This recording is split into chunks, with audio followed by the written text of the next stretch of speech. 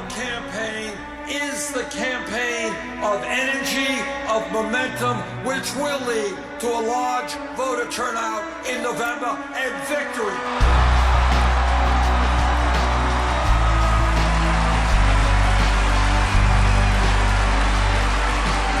All right, are you ready for a news alert? Old white kid, white dude, straight out of Vermont, but always one with the people, let them say what they want. Cause 51 years cannot be a front, cannot be a fake. So when they throw stones, they just throwing the hate. We voted no to the Patriot Act, while simultaneously voting no to go to Iraq. His first option is not to attack, it's to talk about the issues, and that's something we lack. I want a leader who has vision for the future, cause there's never been a time more crucial. I want a president that sees my children's futures, cause there's never been a time more crucial. Don't talk about it, be about it, cause that's the only way we're gonna raise up out it. Stand up against these crooked corporations, vote Bernie Sanders so we can save the nation.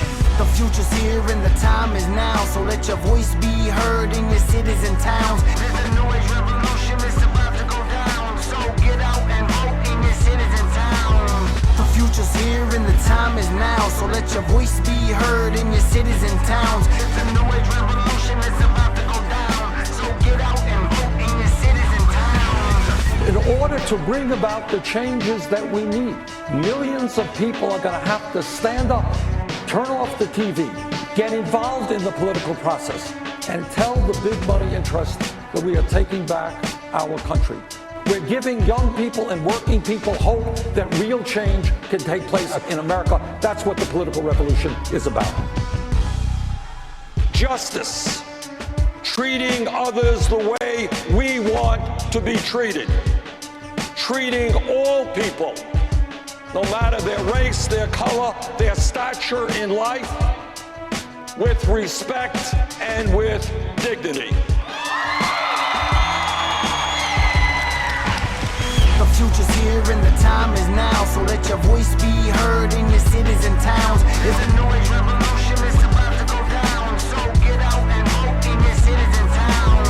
The future's here and the time is now, so let your voice be heard in your cities and towns. There's a new age revolution, it's about to go down, so get out and vote in your cities and towns. What the political revolution is about is bringing people together to finally say enough is enough. This government belongs to us, not just the billionaires. Money and wealth should serve the people. The people should not have to serve money and wealth. If we stand together, there is nothing we cannot accomplish. Thank you all. Hi, everybody. Welcome to We the People on Bernie 2016 TV. I'm your host today, Aniko Nolan, and we've got our comment moderator, John Spalding, with us today. How you doing, John? Good, Aniko. Hi, everybody. Great to have you here. And we have a special guest today. His name is Cezar McKnight. He is a Democrat from South Carolina, state representative of District 101, Clarendon and Williamsburg counties. Welcome to the show, sir. Thank you for having me. It's good to be here and good to talk to you all. Great. Thank you so much. First, we're just going to kind of go talking about your background a little bit, see how you got into politics, and let the audience know what you have done in your life. You have gone to law school and started your own law firm, which you are in practice, aside from serving your state, right? That's correct. And how did you get into politics from your law school, or from your law practice, rather? Well, I think I've always been involved in politics in one way or the other. I mean, having run for like class president every year in school and lose. But I come from sort of a political family. My family's always been politically active. My great-grandfather during segregation was the president, vice president, secretary, and treasurer of the NAACP. He held all the offices simultaneously, and that's because he was a large, well-to-do landowner and couldn't be fired, whereas the rest of the people who would join the NAACP worked, and they were afraid of retribution from their employers. So he kind of did that. My and so then I had various family members that had I had an uncle that was a judge in Chicago, but my family's sort of like always been on the vanguard in local politics. I can remember with my dad taking me as a kid, like around 10 or 11, to go campaign for different candidates that he believed in, and politics was just always something we talked about in the house. Like when we got a new president, you pretty much had to know who made up his cabinet. My dad would ask you that at Sunday dinner. So from there, I always had a sense of service, and I felt that I had ideas that would bring an interesting perspective to the local politics. And so I waited for a while, and then after I got out of law school, I opened my own practice. I ran for South Carolina Senate, the state Senate, twice. The first time I ran, I lost by 81 votes to a 28-year incumbent, and he spent $300,000 and I spent $25,000. And well, you ask, how did I do it? Young people in the internet, Facebook, social media, you can go around the traditional roadblocks and get your message out.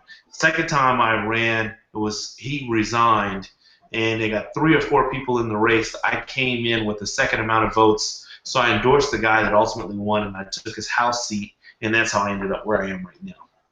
Incredible, awesome. And you mentioned earlier that you went to school in Florida and got your Juris Doctor in Florida, and then you wrote a thesis on the election that was stolen by G.W. Bush. Can you talk about that a little bit? Yeah, when I was in law school, it was during 2000. It was my last year of law school during 2000, and I'd been working for the Bush campaign. I'm sorry, excuse me, pardon me, God, the Gore campaign in Florida. And so when the election results turned out how it was my last year, my third year of law school, so I had to write a thesis, and you needed to pick a topic to write on. So I wrote on election law and what the law should have been with regard to the election and what it ultimately was. You know, what happened was not supposed to happen. The Supreme Court should not have intervened the way that they did, because the statutes in the United States spell out how contested presidential elections are going to be decided. But we ultimately didn't have that. We had what we had now. Mm-hmm. And you mentioned that in our tech check, you mentioned that involving the youth in the political process is one of your main platforms, that you wanted to empower the young people, and you said that the council is old and born into the internet generation. Can you go into that a little bit more and how you did that with the help of the internet? Oh, most definitely. I'm committed to getting young people involved in the political process. One of the things that I experienced early on when I wanted to run for office, the first thing I got greeted by was, "You're too young, you don't necessarily know anything." And I'm like, well, wait a minute. Dr. King was in his 20s when he took the nation from the brink of another civil war and brought us to where we needed to be. Just because I'm young doesn't mean that I don't have ideas that are mature enough to be helpful. So when it comes to that, when I see younger people, I'm committed to them coming in, because if we continue to do what we've always done, we're going to continue to get what we've always gotten. And the older generation needs to realize that the millennials in particular, Generation X, but more so millennials, aren't the do as I say, not do. They see what you do, and there's a realness that they expect from you, and if they don't get that, they're turned off by it. So what they do is they use the tools available to them. And that's exactly what we've seen with Senator Sanders' campaign. We know that the traditional media does not pay him the attention that he deserves. So what happens? We have Twitter, Facebook, Instagram, and where we are right now, the platform that we're on right now, to get our message out. And that's what I say to younger people, that just because you're young, that's not an impediment. It's actually one of your greatest assets, because you're not bogged down with the I can'ts and it won't work. It's your optimism that'll carry you through, and it's your ability to innovate that will make you the more effective candidate. I'll give you a perfect example. When I first announced that I was running for Senate, I had people literally laugh in my face. You don't have enough money, you don't need to do this. But before I announced I'd run, I spent those years, probably about 4 of them, building up a following on Facebook. I started it by every day posting something positive and just posting a current event, and I made my Facebook page a place where people could come and discuss ideas. So I started to notice that as I'd be out in public, I had people tell me, I start my day out by looking at your page. And I'm like, why? Is this because you always start out with an interesting quote, or there's an article, there's something informative. So what I found is that younger people would go and tell the older people, like, hey, why are you writing him off? He's pretty smart. He has good ideas. Maybe you should listen to him.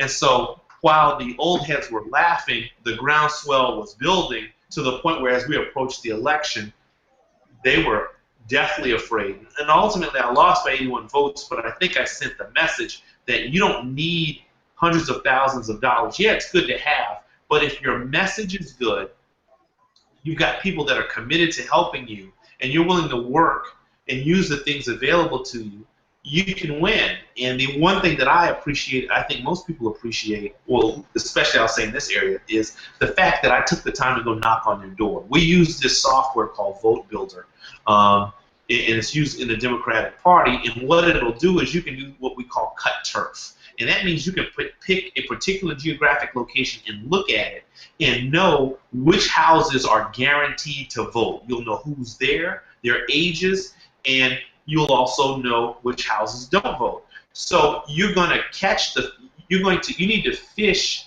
and this is the analogy I use, you need to fish in the pond with the most fish. So I took the time out looking at who's voting in the house, and I'd go after those people that are guaranteed to vote. Yes, we want first-time voters, and this is particular for a candidate. Yes, you want first-time voters. It's good. But if you're going to be a candidate for office, you want the people that are going to go vote. So you target those people, and that helps you effectively spend your money and your time. And those are the two things that you have to maximize, your time and your money.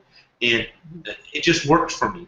And so by the time I ran for the House, I mean, I had opposition, but it was a Republican guy running in my district, and so I won like 70% to 30. So it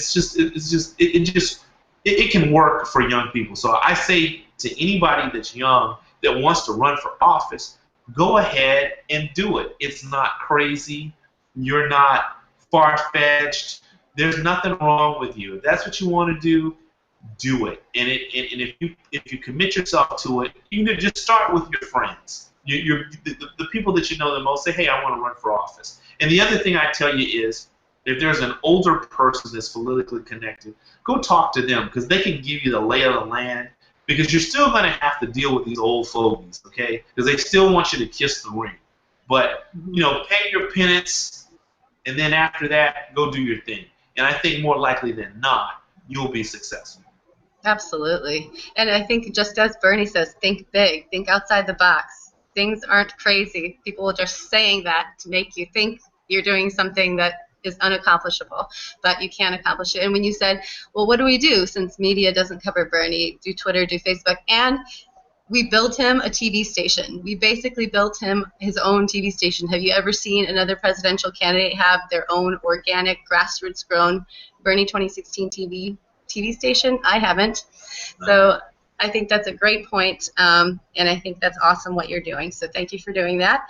I was going to have John play a clip that I wanted you to hear by Killer Mike. You had mentioned about the MLK comparison, and you had an opinion on that, and I wanted to see if you agree with Killer Mike on this.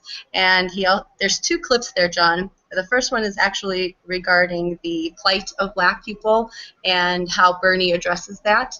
Can you play that clip for us, please? That is only 1 minute and 9 seconds long. That's under video 1A4. And yeah, he's going to talk about that. Systems to cover the basic needs of all human beings. That's it.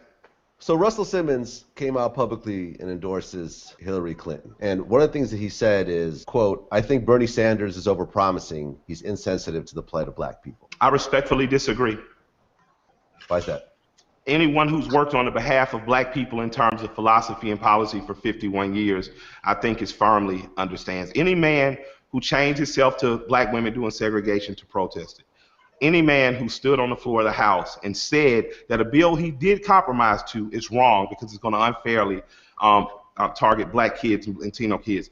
Any person that tweets out a year ago that they will restore the Voters' Rights Act, which all my black leaders were pretty quiet about, to be very honest with you.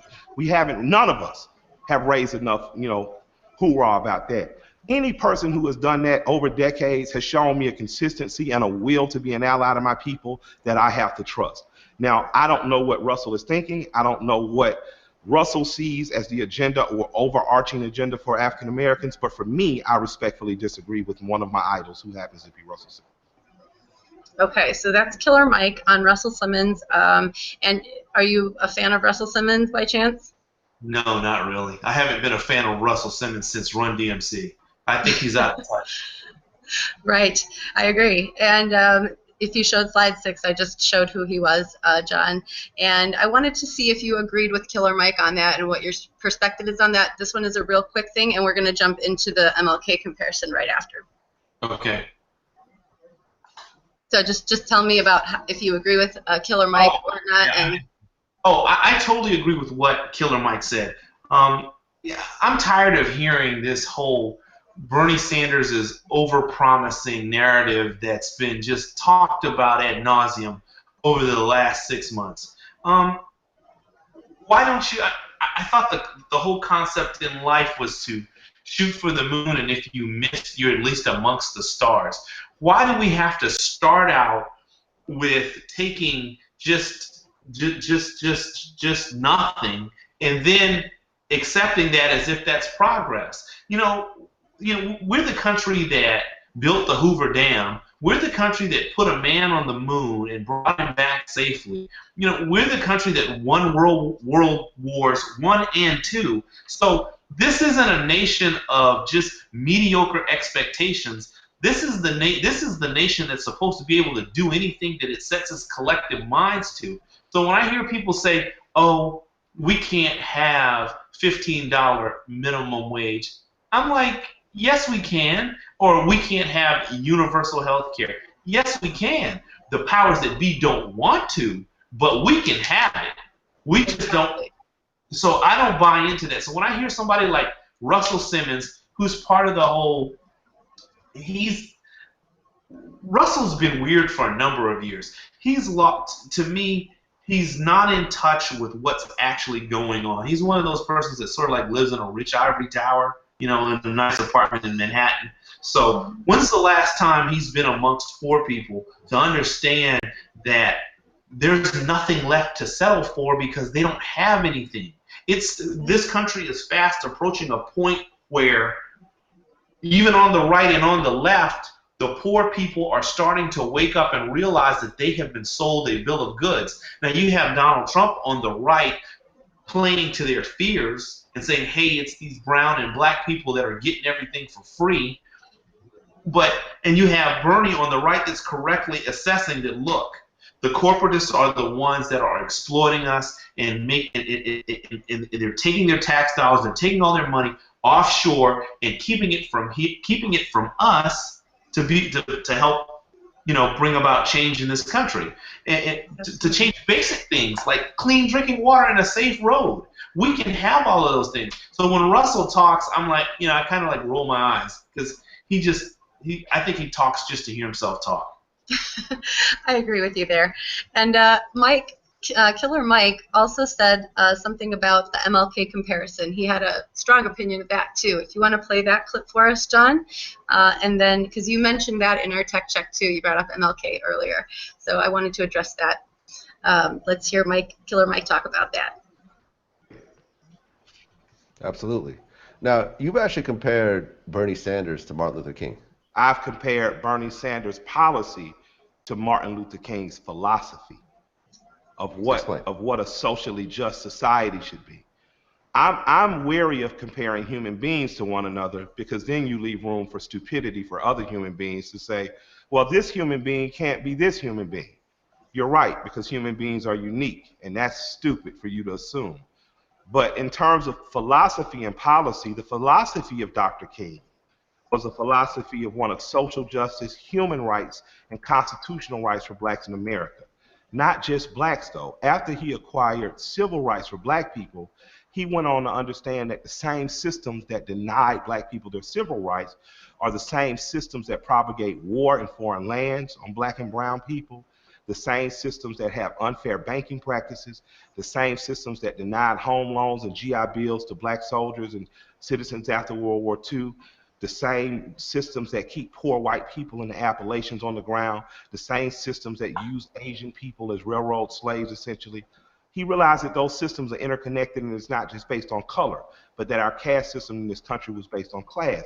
And he tried his best to help other people understand that. He died broke, friendless, working on a poor people's campaign in Memphis on the behalf of sanitation workers in Memphis, be they black or white.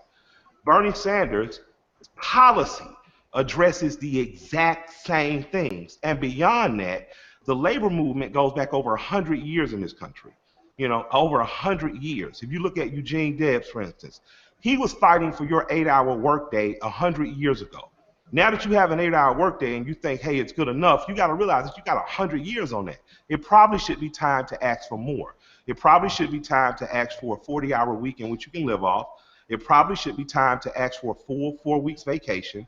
It probably should be time for 12 weeks maternity leave for women, because for 100 years you lived in this current system and it's not good enough. It can be better. So for me, based on the based on the sociology and the philosophy of King, I support Bernie Sanders' policy. But what I don't do for people on the other side of this camera is compare human beings as though they're martyrs to be compared to Jesus-like people, because no one can ever be that. No one can ever do what Dr. King did for us. He died for all of us, but their policy can be in line with his philosophy. Absolutely. Killer Mike knows what's up, doesn't he? Can you talk about your response to that and how the policies of Bernie Sanders are helping not only black people, but everybody who is being alienated by the corporate state, whose stagnating wages have been basically where they're getting their money from. They're taking wages and using them for CEO pays and tax havens and all that stuff. So can I have you respond to that a little bit? Most certainly. I think Killer Mike is spot on with his assessment that Bernie Sanders' philosophy is directly in keeping with that of Dr. King. And he speaks to it every time you hear him address any issue, anytime he has a chance to address the American people. He talks about the corporatists. And in fact, we would not be having any conversations about the corporate inequities of this country had it not been Bernie Sanders being in the race. We most certainly know that Hillary Clinton's not going to talk or say anything to offend her friends on Wall Street. You know, she has quite a substantial holding from Goldman Sachs. So you cannot bite the hand that feeds you. One of the things that I see is that this America has actually gotten worse with regard to corporations since the time of Dr. King. Back in the 50s and 60s, there wasn't such a disparity between the incomes of a CEO as opposed to the average worker. Now they are light years apart as far as income and benefits are concerned. So what you essentially are seeing is that the money that corporations are generating are going to two places. That's CEO pay and to pay dividends for investors. Other than that, their bottom line is to pay workers as little as they can, maximize the amount of output, product of whatever it is they're doing, whether it be something they're manufacturing or a service they're providing, and turning those profits over to people who already are immensely wealthy. So when I hear people compare the philosophy of Dr. King to what Bernie has said, I think that if Dr. King were alive, he'd be nodding every time he watched television and heard what Bernie said, or hear what Senator Sanders says. And that is that we've got a corporate system in this country that does nothing but exploit poor people, and it has fixed the system, rigged it to where they're the only ones that can win. The days of graduating from college, getting a job, and earning a living for most people are gone. Those days are gone for so many people. Now, I'm lucky, I'm blessed that I'm an attorney and I work for myself. But guess what? I'm the exception. The rule is most people go out and work a job and they get paid whatever, if ever, and they toil under the burden of student loans, and they're not able to accumulate wealth. So they can't buy a house. If they get a car, they've got a subprime rate. They're just being victimized from one point to the other. And so I think Senator Sanders' message is dead on, and it's in keeping with Dr. King's. Excellent. Yes. Let me jump to John Spalding, because I've been ignoring you, John. Let's go to the chat and see who's asking some questions and comments. Sure. First question is from Sekarma. She's interested in the protected lands along the river in your district. What are some ideas that you have for doing that? What are some of your thoughts on land preservation? Well, in my district, I'm not sure that we have many protected lands. And let me explain this to you. My district is overwhelmingly rural. So we have the rivers in my district are the Black River. I think I have parts of the PD. And so one of the problems that we have locally is a high concentration of mercury in the fish. And if you go to any of the boat landings, you'll see signs posted that tell you you should only eat this particular kind of fish a certain amount of times a week or what have you.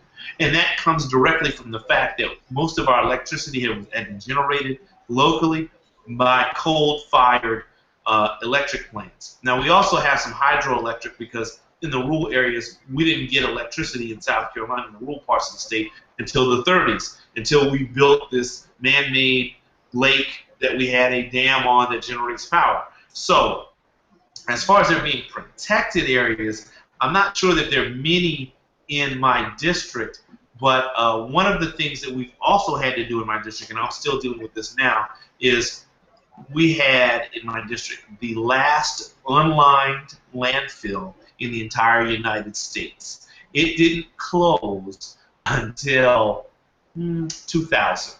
So that means my home county essentially had a big hole in which they were putting their trash in. And guess who lives around that landfill? It's not wealthy people. It's poor black people. I'm sorry, what were you about to say?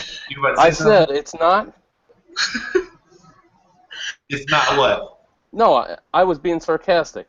Oh, yeah. I knew exactly where you were going. Yeah. I was, yeah. There are no golf courses and million-dollar homes around it. And so now, as a result, you have this huge hole where most, and here's the other bad part, most of the people in my district up until about 5 years ago had to get their water from the artesian well. They had to have their own pump. So they're basically drinking the poison. As you can imagine, we had a lot of cancer cases and what have you. So environmentally, there are not many protected areas in my district, but the ones that we have, we've pretty much been trying to champion them.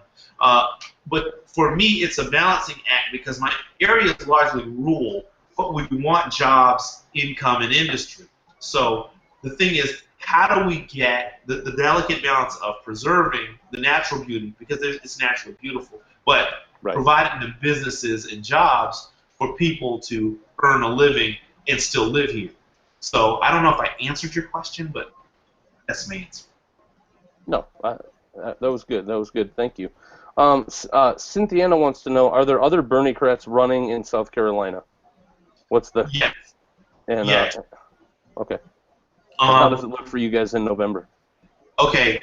The other person that's running that has a contested race that has endorsed Senator Sanders is a gentleman named Justin Bamberg. He's in House District 90. He has a hotly contested race. He has a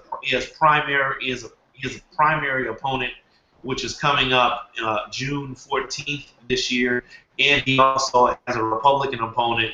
There also is going to be a Republican on the ballot come November. So if you could, look up Justin Bamberg and try to help him out. The other persons that endorsed Senator Sanders, myself, Terry Alexander, Joe Neal, Wendell Gilliard, we don't have any opposition.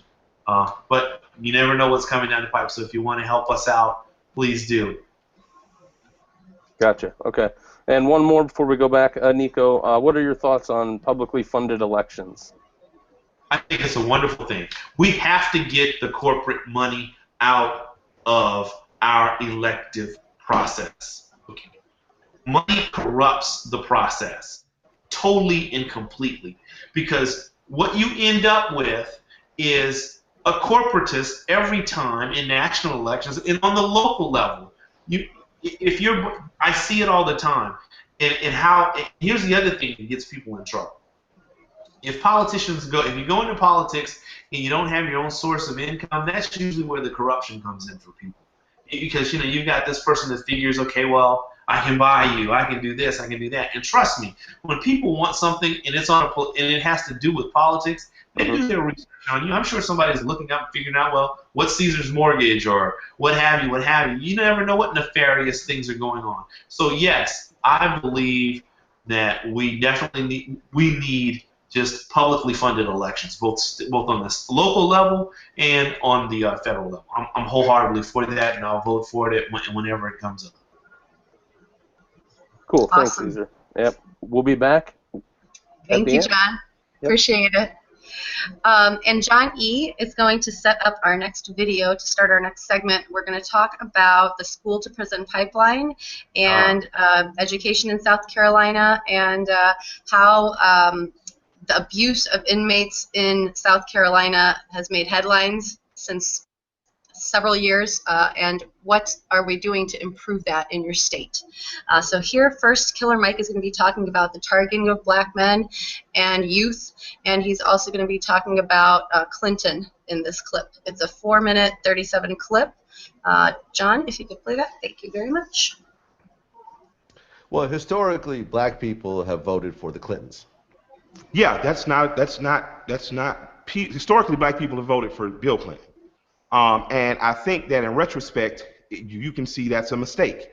If you read Michelle Alexander's book, the new Jim Crow, you understand that more African American men have been locked up for nonviolent drug offenses. You understand that essentially Bill Clinton proving to the Republican Party that he was hard on crime turned his crime policy into Republican light. You have mandatory minimum sentences. You have 100-to-1 crack to cocaine sentencing disparities and ratios and disparities. I think that it was utterly damaging to the black community. When you look at the welfare to work program that was propagated by him in 1996, that program now, first of all, you target with a drug law that targets black men, right? It makes it profitable almost to hunt black men because federal money starts to come down for drug programs, right? So now you've taken a male presence out of a community. Forget out of the house, out of the community. Now you have mothers in a community, village raising these children, and you tell them, in spite of the hardships, in spite of the fact that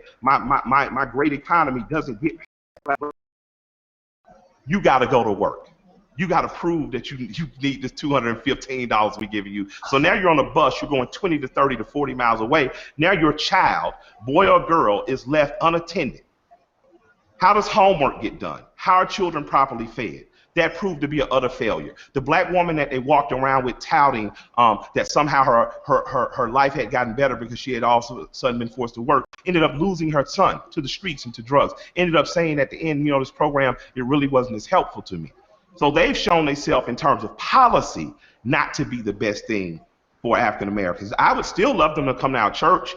I would still love, saxophones to be played. I would still love for us to like them as human beings, but I don't think that their policy or their history or his history or that policy is one that black people should be voting for again. I think it was terribly destructive to my community, and I think that we should use better reasoning and logic. What do you think about Hillary Clinton's super predator comments? I thought they were grotesquely evil to say then. I'm happy to hear that she's apologized for them, and I think that to characterize a child 20 years ago as a super predator, and to 20 years after that see black children being hunted and killed in the streets by policemen, I think that you have to do like Minister Farrakhan said. He helped to create an atmosphere in which it was acceptable for that to happen. I thought that was one of the greatest apologies I've ever heard, because people wanted you to say, "Oh, it's your fault."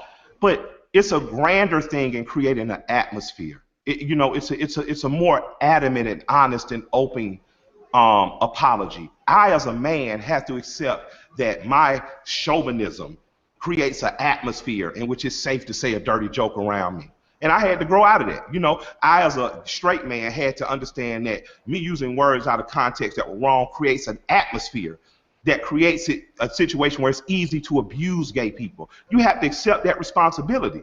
So my thing is that statement created an atmosphere, added to an atmosphere of black males as evil, black males as animals, black males as something that needed to be healed, something that needed to be controlled like a wild, vicious animal. And it leads you to a Trayvon Martin being able to be murdered by a vigilante. It leads you to a Samir Rice. It leads you to police not being empathetic to your children. And I think that beyond the I'm sorry for saying that, you have to understand the power of the words you have when you are one of the most powerful people in the world. And I don't know if Mrs. Clinton understands that. I hope she does, because I would like for other middle-class people, both white and black, to understand the danger that you put children in when you choose to classify them as simply criminals based on an action that is the result of poverty.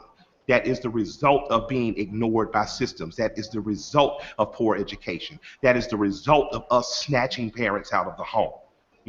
These are the results we get. So I think all of us share culpability, but that statement has a direct line from it to the current situation of children being able to be murdered, I think. Thank you, Killer Mike. The key words: empathy, accountability, culpability, creating an atmosphere where it makes it easy to abuse and discriminate. Can you speak to those things? And that was a really informative and inspiring clip, and telling us basically what is going on. Don't you agree? I agree wholeheartedly.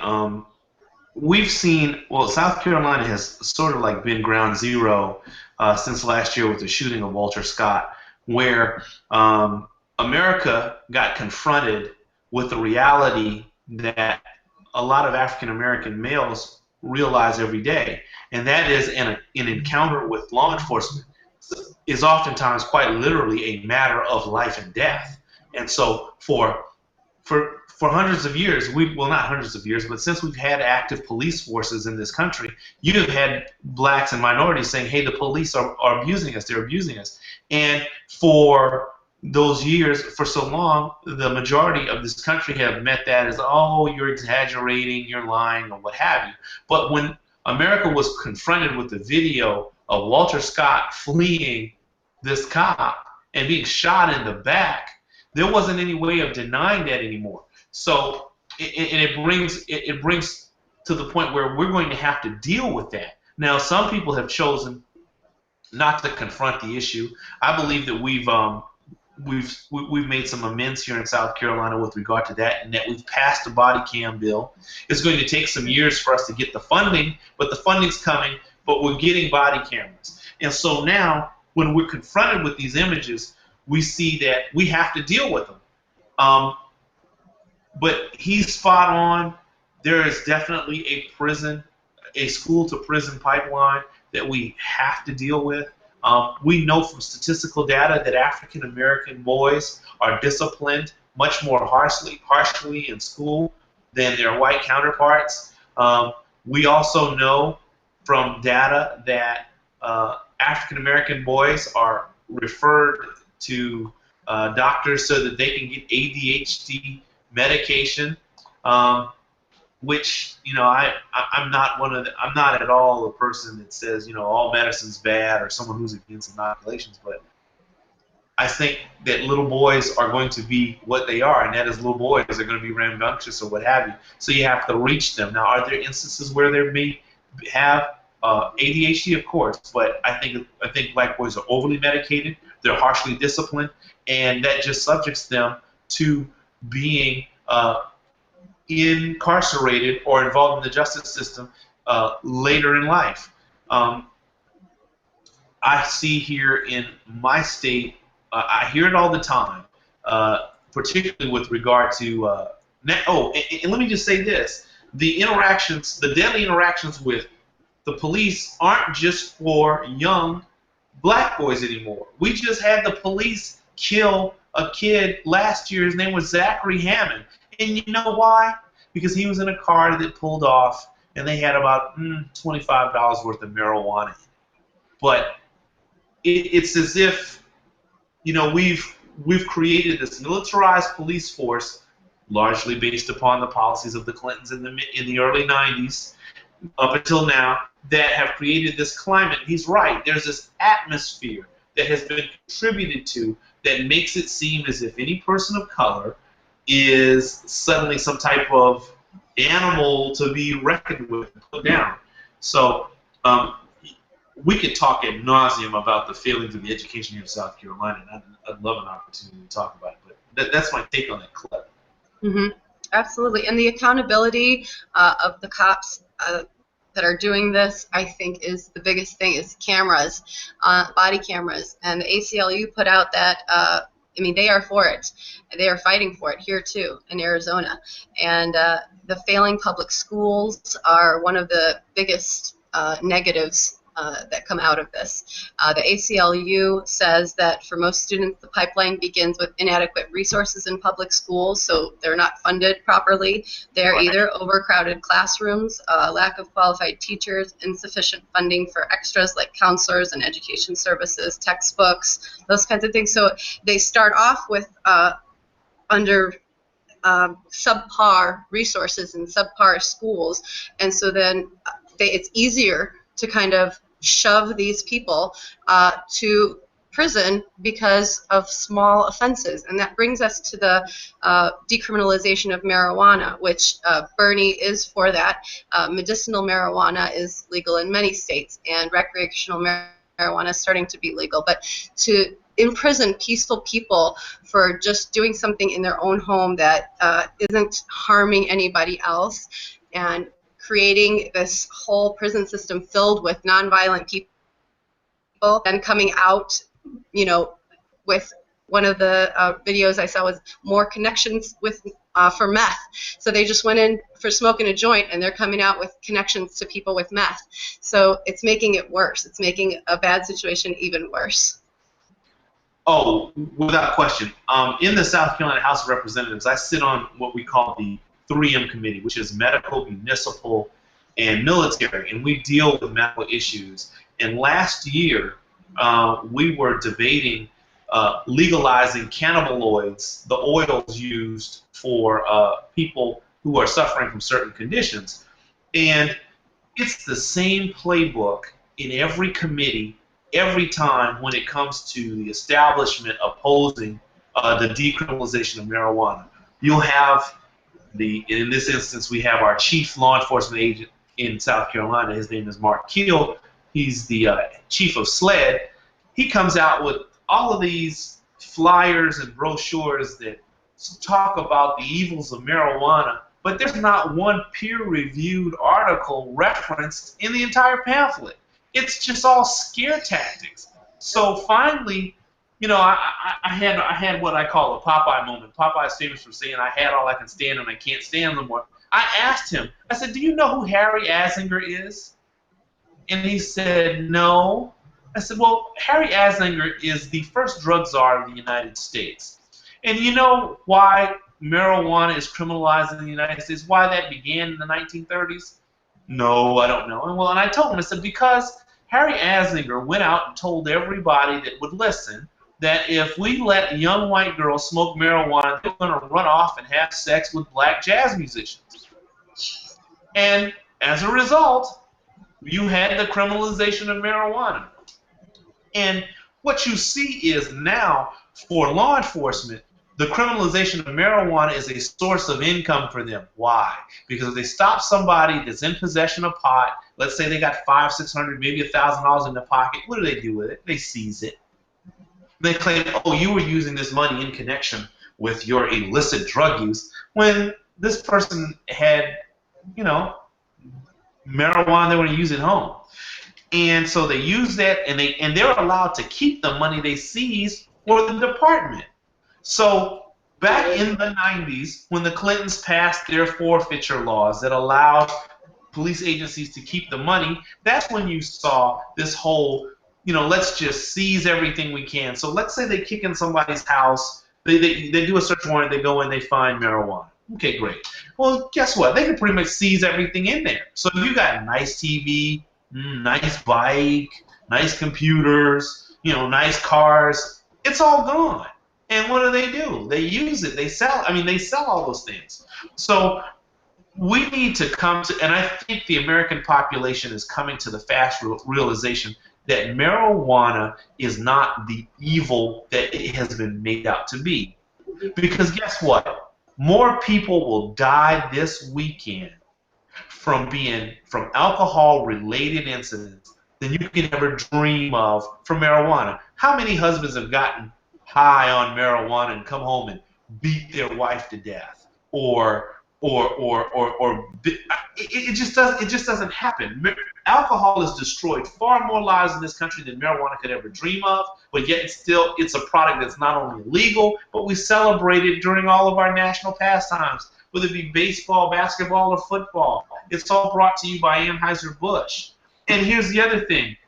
The medicinal qualities of marijuana are something that we need to focus on in this country.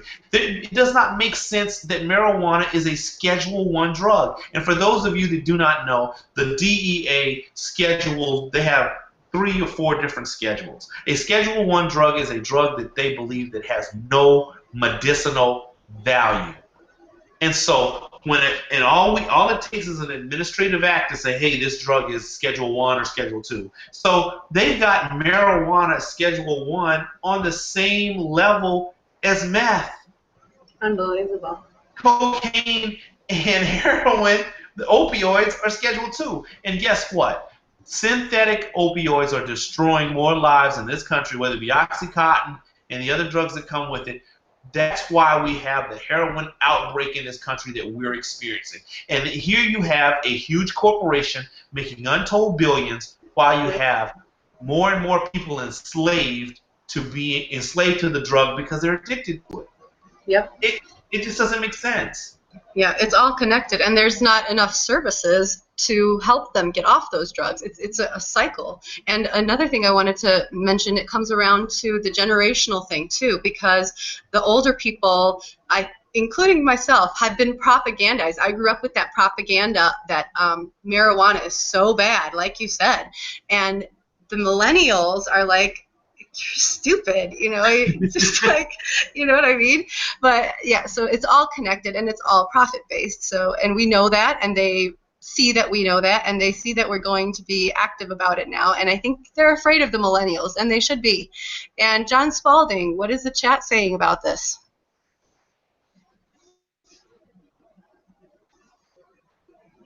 I'm still waiting for stuff to roll in from chat about that, but I definitely was resonating with what you all were saying in terms of being propagandized, and then kind of the younger generation definitely rejecting that, and hopefully we will be working towards that sooner rather than later. But especially what you were talking about with the heroin and the opiate epidemic, that is so true. Anika, what you said about lack of care and then how it's prevalent, and it's people that we wouldn't even think. Doctors, professors, professionals too. And it is an epidemic. Yeah.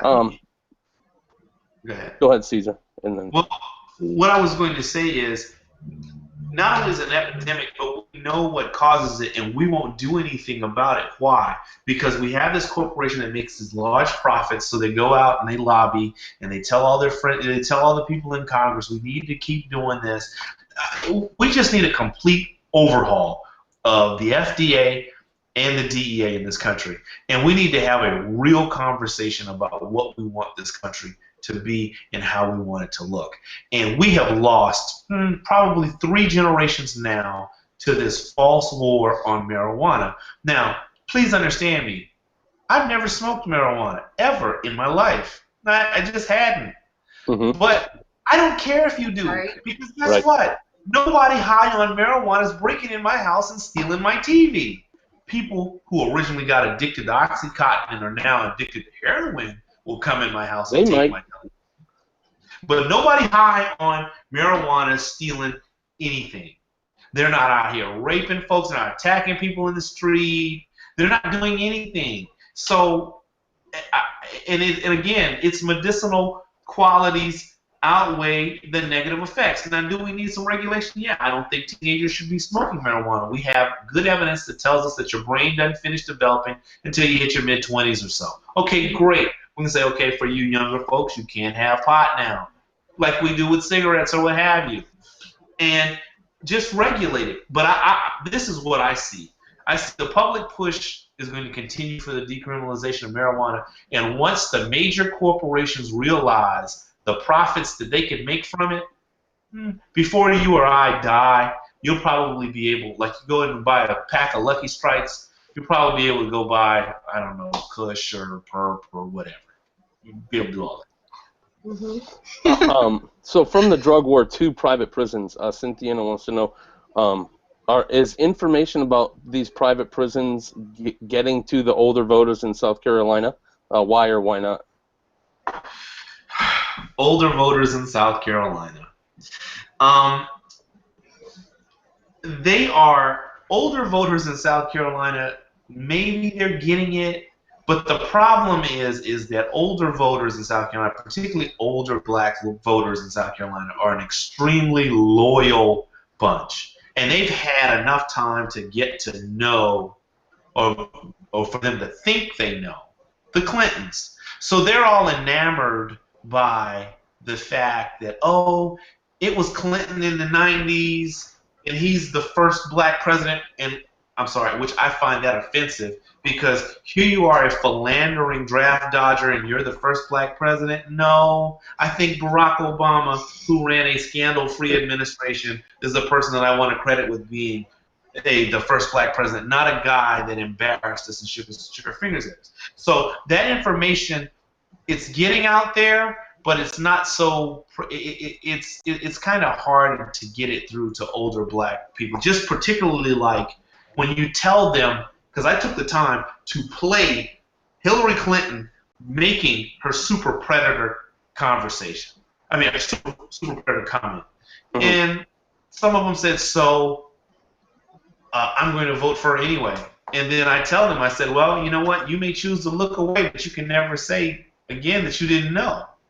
Because she's said this about your children. And in particular, the last conversation I had about the Clinton policies with someone who I know who had 2 sons that were incarcerated for federal drug offenses.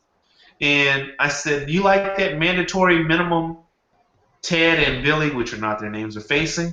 No, I don't like that. That's wrong. I said, well, do you know where it came from? No.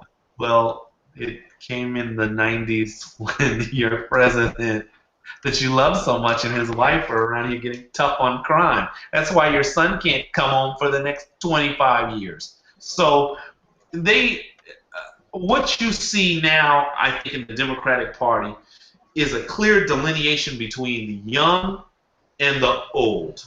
And the younger Democrats aren't going along with that, say that the good old boy pat you on the back, you were good to us back in 90s, so let's be. No, I think younger Democrats and young people want to know where you stand on substantive issues because they want to work.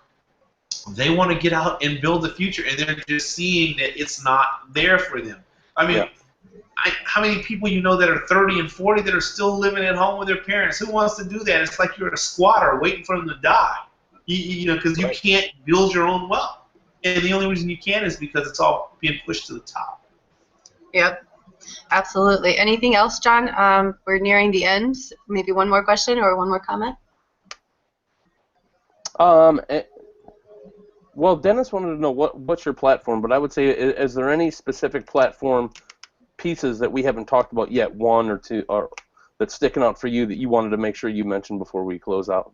Thank you. Well, I guess when you say platform, here I ran on improving the life conditions of my district. And I'll just give you a little background about my district. 35% of my district lives below the poverty line.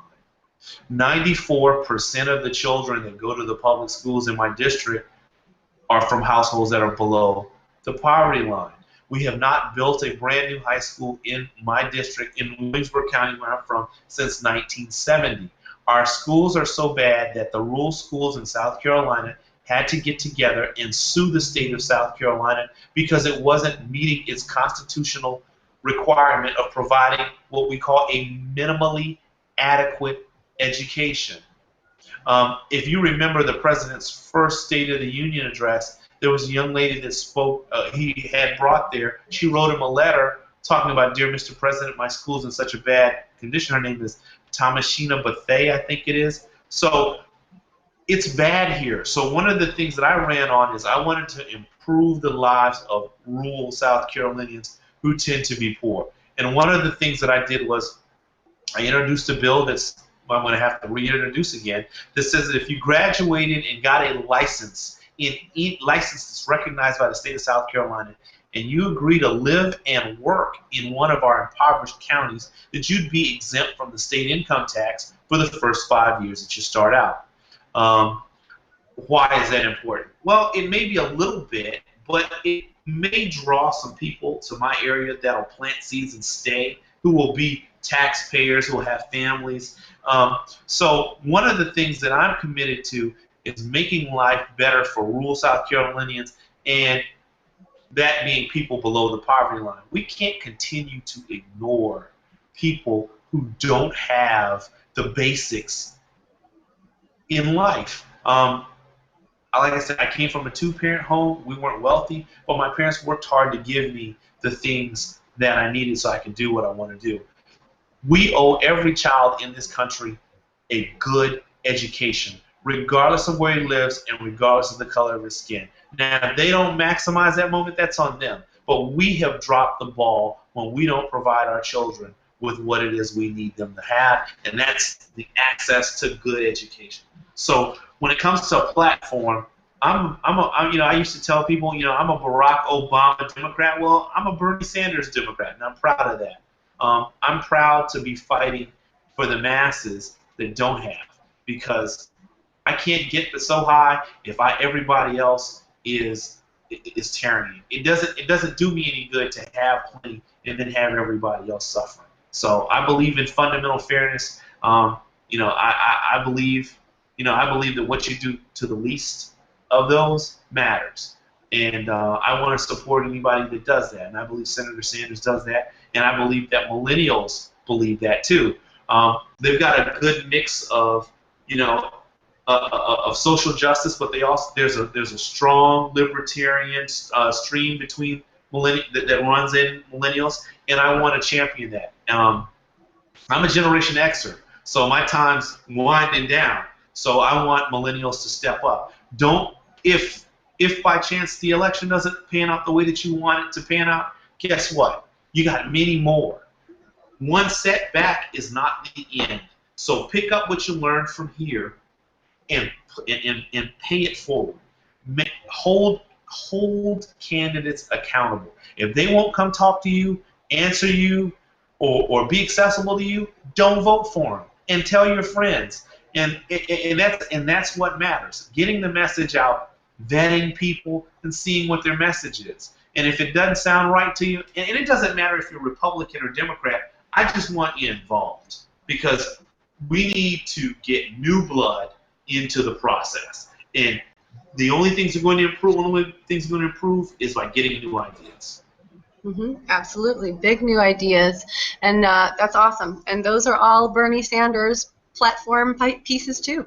The education, the healthcare, I mean, that's it. If we had those things and the burdens of having to stay at a job we don't like, with the healthcare that's keeping us there, that will be gone. That's entrepreneurship, and I say this all the time. Like, that gives a chance for people to kind of fulfill their potential in a way, right? So I think that's great that you're a Bernie-crat, and I'm glad that we were able to interview you on that. I kind of forgot about you, John E. I was going to bring you in on the Hillary conversation because I wanted to hear your perspective on that. Do you want to give your 2 cents on Hillary? Nah, you know what? We'll just have to have Cezar back, and we'll talk about it another time because he and I Okay. have we share a lot of similarities from the '90s, and I want to talk to him more about that and talk perspectives. Because when he said that I was talking about Clinton and the saxophone, I'm just going to leave it there.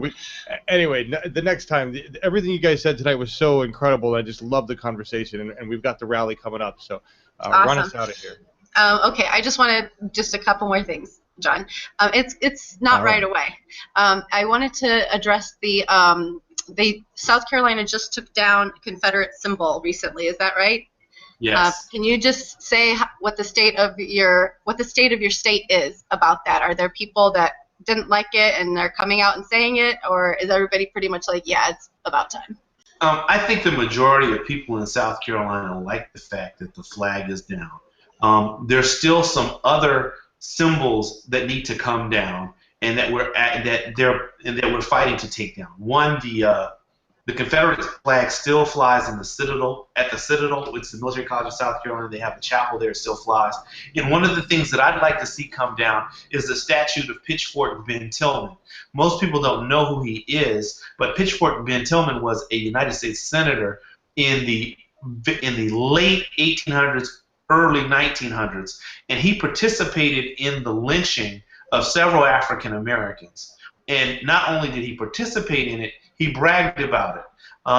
There was a lynching here in Lake City, South Carolina, in like I think 1899, where a black man was appointed the postmaster of the town, and they killed him and they killed his infant daughter, and his family had to run to Massachusetts.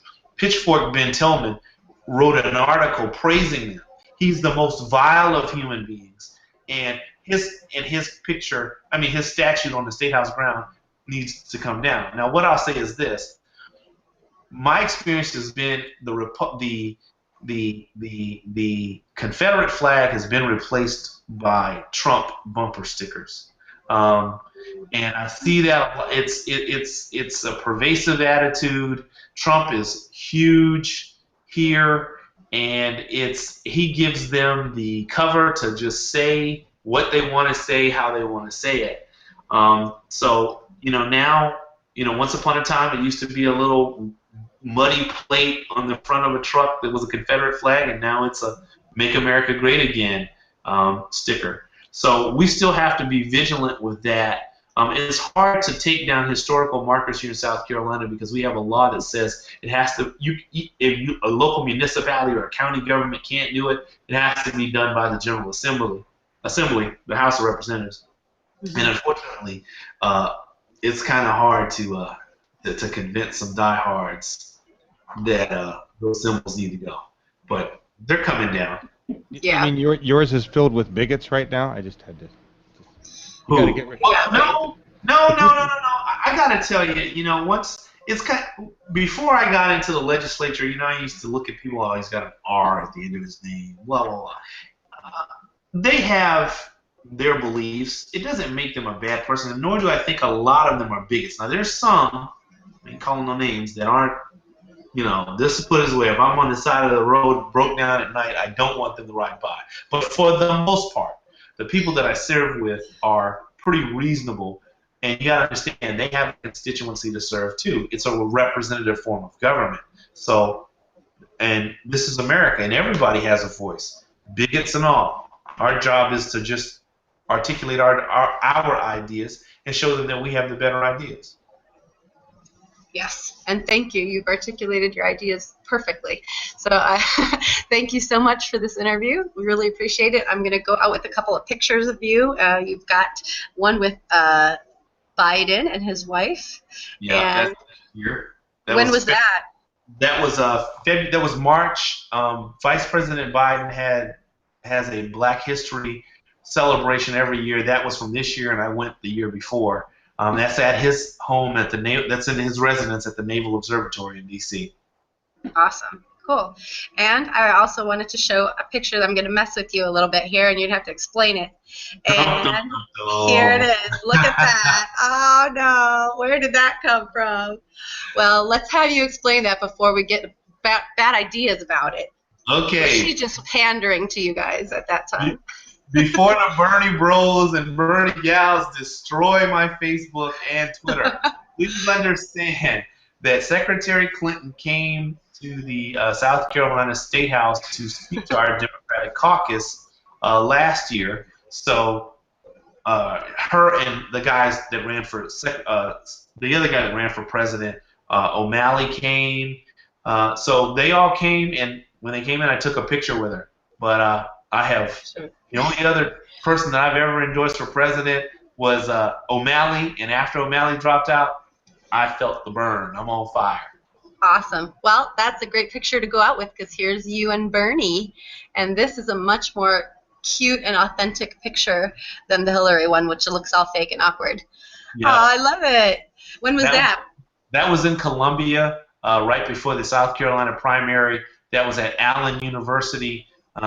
He had spoke, and I'll tell you this, even not last, but last summer, I went to Sumter when he first started coming around South Carolina in Sumter. He came and spoke at Sumter, South Carolina. I heard Senator Sanders. I went and took the time to listen to him, and he'd always been on my radar to support, and I'm glad to be totally in his camp. I believe in him. He's a good man. Awesome. Thank you so much. The audience is blowing up, and Nico, I just want to clarify here. Were you aware of Bernie Sanders at the time? Because I'm pretty sure the media wasn't really talking much about him, right? At the time Hillary was bopping around, right? I had heard about him, but there wasn't nearly the buzz, because let me tell you, Hillary has a whole bunch of surrogates in South Carolina. So when she was coming to the State House, it's like, oh, you better make sure you be one of the first to endorse her and do whatever. And I'm like, why? so no, I had heard about that, but I'd heard about Senator Sanders. I didn't know much about him, and that's why I made it my business that the summer of 2015 that I went to Sumter to hear him speak, and I was very impressed. Nice, and I just want to say that to the audience to let everybody understand. Like, look, this is how the machine works. It started way early, before anybody had an idea what was going on. The machine starts coming by and saying, we need your support, getting ready for an election. So, the misinformation from the media side of things is what, I just want to point that out to everybody. He wasn't just hanging out there with Hillary because he thought she was a great gal. Right. Yeah, I probably ran right up to him and said, "Oh, take a picture with me." And you can't refuse, right? At that time, I mean, we're human beings, but yeah, so it's awesome. And thank you so much for being here. You are wonderful, and we hope that you come back. Your Facebook page is Cezar McKnight, SC House 101, and your website is CezarMcKnight.com. So any other things that you want to plug?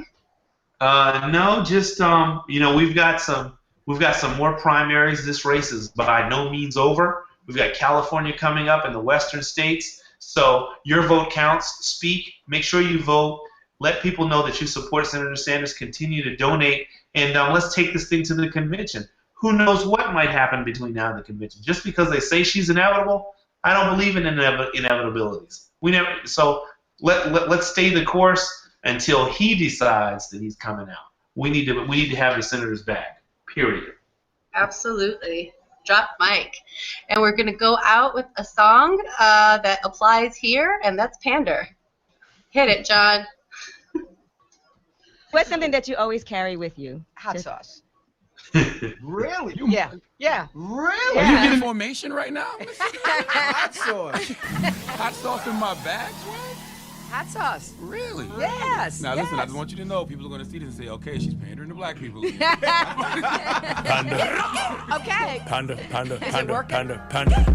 I need votes in Atlanta, New York, LA, Alabama. I love Beyonce, Rihanna. I got hot sauce in Atlanta. White people, panda. Black people hate when I panda. Put on a mask for the comments. 50 questions, 100 answers. White people, panda. Black people hate when I panda. Lock 'em up, slam 'em. Read their rights, Miranda. On top of the pole like a dancer. There can only be one like Highlander. I gotta beat Bernie Sanders. I wear the suit with the pants. I need votes in Atlanta, so I adopted the grammar. But I'm as old as your grandma. Say shit I don't understand. White people, panda. Black people hate when I panda. Asking you my favorite rapper, and my only answer was Hammer. White people, Panda. Black people hate when I pander. Domino, slammer, going Ellen, dabber. I'm a political cancer. I want to throne Alexander. I gotta beat Bernie Sanders, and then I'm replacing Obama.